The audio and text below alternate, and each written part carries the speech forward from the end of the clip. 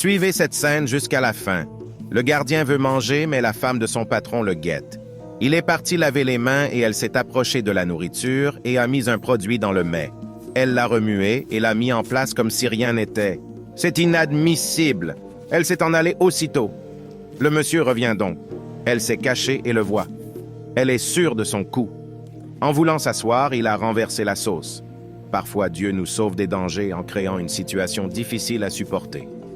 Elle n'arrive pas à y croire. L'homme se lamente, mais il n'a pas le choix. Il l'a ramassé pour le jeter dans la poubelle. Il dit que c'est la seule nourriture qu'il a pour la journée. Elle s'est en allée, très fâchée. Voici son patron. Il l'appelle et il est venu. Le monsieur lui demande ce qui s'est passé dans la maison aujourd'hui. La femme lui a raconté des histoires.